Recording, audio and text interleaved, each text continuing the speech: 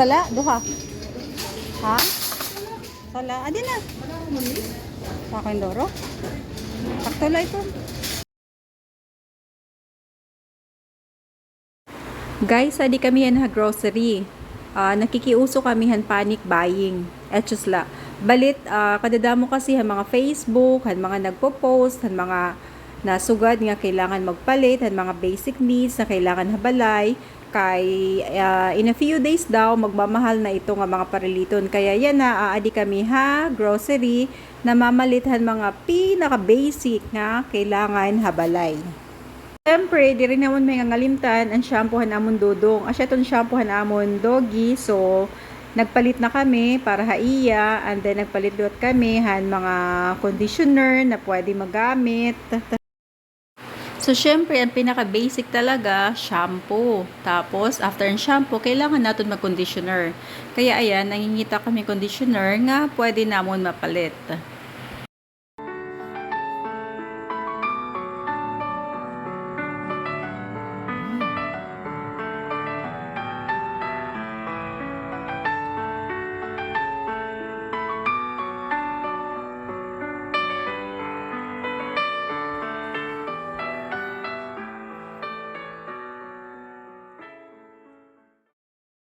Syempre, need na kailangan naton paliton ang mga sabon. Ini, kimapalit ako han durudamo, din sigurado ko na ang expiration date niya is maiha pa. Ang expiration date is nasa 2027 pa. So, siguro naman, bago mag-expire, ubos na ini na mga sabon. Nagpalit liwat ako han iba nga brand nga sabon, kay atong akon unang naging kuha para ato ha akon. Actually, may napakad kami mga sabon habalay, pero pandagdag la inihiya. Ini more on para ha mga bisita la ini ang mga nakadahabalay, at least ini ay may magagamit tera. Syempre diri mawawara ang mga panhaplas sa kalawasan kay damo na ang mga magsakit, need nahan mga kun ano-ano nga pain reliever. Need liwat naton ang mga toothpaste. So nanguha ako han mga toothpaste. Although, diri niya siya namong gigagamit habalay, pero syempre para mga bisita. Tapos, mouthwash. Syempre, kailangan nato ng mouthwash. Tapos, toothbrush. Need nato ng toothbrush para may extra habalay.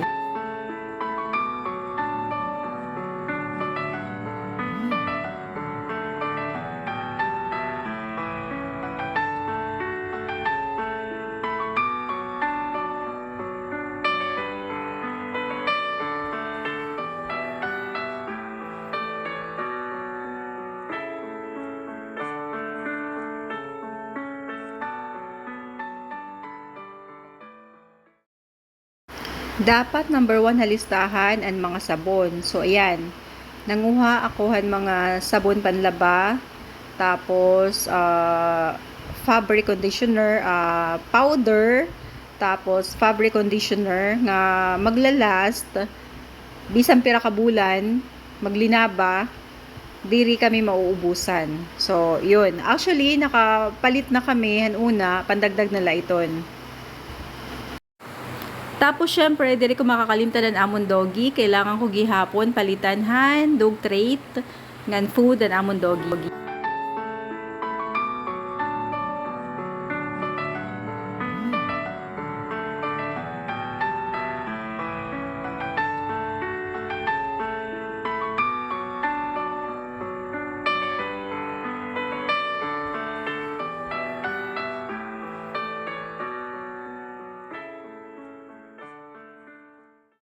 Syempre, kinahanglan naton panhugas ang plato, sponge, nganhin, panhugas mismo han plato.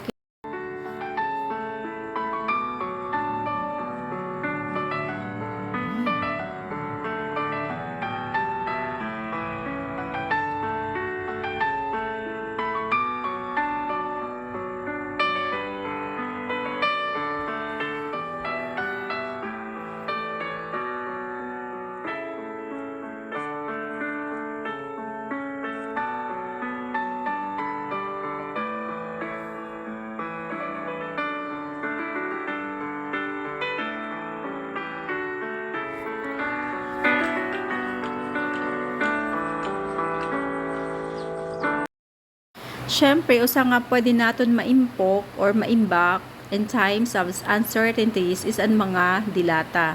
Kailangan la siguraduhin na ang mga expiration date niya is maiha pa. Lalo na haamon, kay diri man kami talaga as in diri ka mahilig ka dilata, pero kailangan la talaga mag-imbak para in case mawarayan gas, at least diri mo na need iluto or pwedeng iluto or pwedeng hindi. Basta ang expiration date niya either 2027 to 2028 para diri mo kung diri mo man hiya magamit, maiha, makaon or maabrihan, maiha pa hiya mag-expire.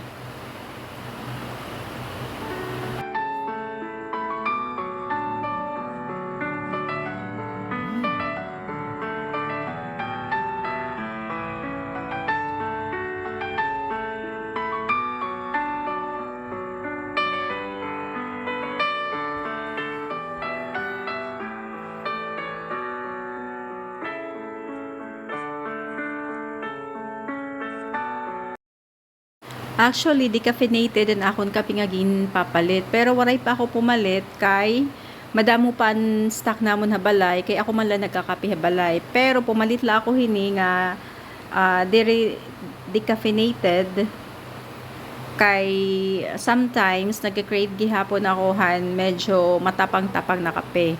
Ana akong gimpalit la creamer o sa laliwat kay dadamo pa namon stock habalayhan creamer nganhinhan decaf na kape kay as I said, ako laan nagkakape habalay. Nagpalit kami macaroni kay marasag gihapon ni hiya nga macaroni soap. So, ginkita ko lang ang expiration date niya at matagal pa. Syempre, ang pinaka-need nga usa naton nga paliton is ang mga seasoning. So, nagpalit kami niyan usay niya amot kung ano niya kadako. Basta ang price ito niya actually is nasa 1,000 plus. Akala namo nasa 700 plus lang, but unfortunately 1,000 plus siya, pero okay na din, ginkuha na din namon kay basic needs talaga ito niya for everyday cooking. Tapos nagkuha gihapon kami hininga ano pa ini, nagkuha gihapon kami oyster sauce, gagamit kasi liwat hiya.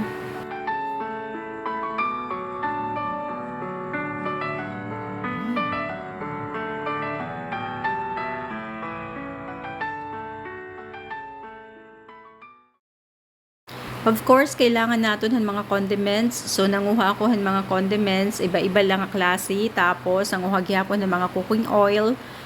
Basic need talaga ang cooking oil. Daily, magigisa ka, magpiprito or kung ano-ano man, is need mo talaga ang cooking oil. So, kumuha ako ng cooking oil. May pa man kami sa kabalay, pandagdag na lainihiya.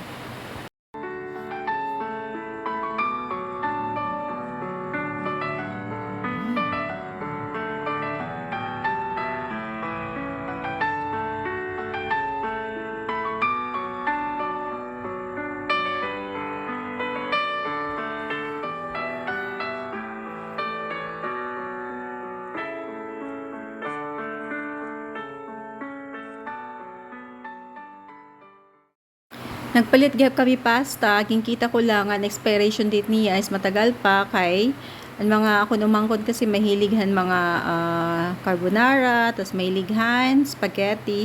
Pero ginsituwit ko la na maiha nga ni ang expiration kay may da pa kami actually sa kabalay, nagdagdag la kami. An era cheese nga di, guti lalam gimpalit ang mga gatas, kaya ang expiration date niya is malapit na. Nag-buy one take one hirahinin na cheese, pero ang expiration yata is either May or June. So, wala kami magpalitan damo. Bangin hakat baloga na la magpalit. Kaya di hakalbayog, ang ira mga products na iba is malapit na mag-expire. Kaya, wala ikod kami magkuhahan damo.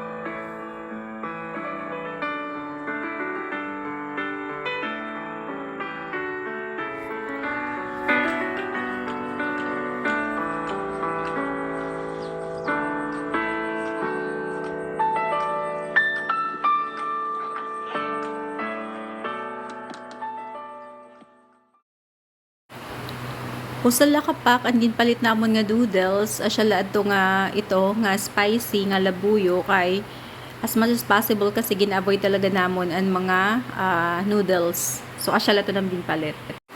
Adi na napila na gihapon ha counter.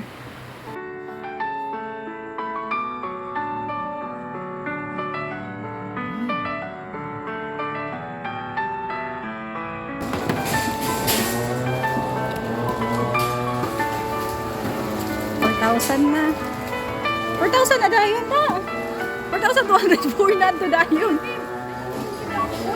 700 kasi nakabutang na doon mo to na siya ya ano ba kasi wala yung mga price 1,066 ano sige okay na okay yan sagdi sige kaya batang sunod mahal na ito na lang miss sigurado. Check na natin. 9 to. Buti laada yan na natin bill ka.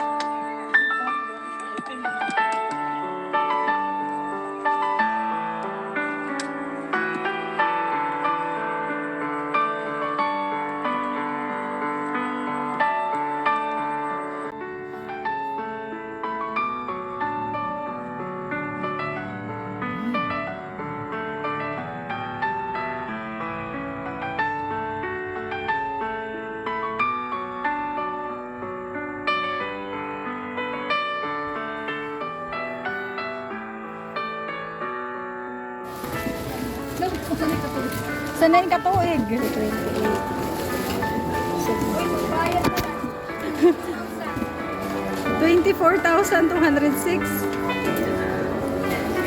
24,000. Adi, paano daw? 0.50. So, at last, natapos gihapon kami pag grocery. Adi, pagawas na kami. Tapos, hanira kasi nga diha mall, o ha grocery. Bago ka makagawas, gin kukuha, gin check and guard, an imo resibo, tapos gin bibila kung pera, an imo na palit na supot.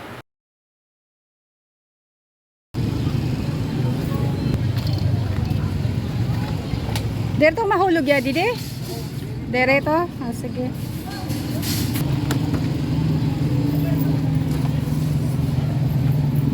Okay. Tadi lao, kay pobrihanong kami, wala kami sasakyan. Tricycle. Sakay kita tricycle. Okay, let's go. Pachok for the tricycle.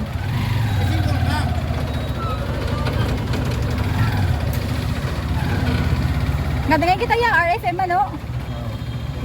Ang bayad pa ka to RFM terminal. May upat na karga is 100 pesos.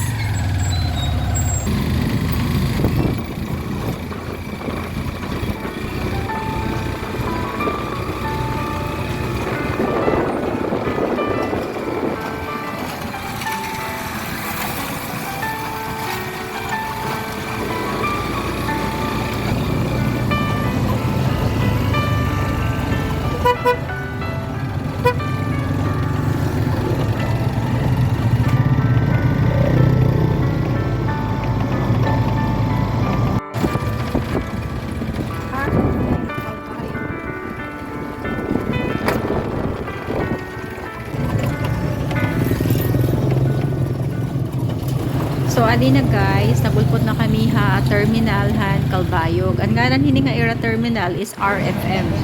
So asya ni nga basan akong sasakyan pa uli ti pakadto ha amon tapos ginpalain ko kan kuya pagkarga ang mga bagahe. Thank you guys for watching sa walang kwenta kong vlog and I will see you in my next vlog.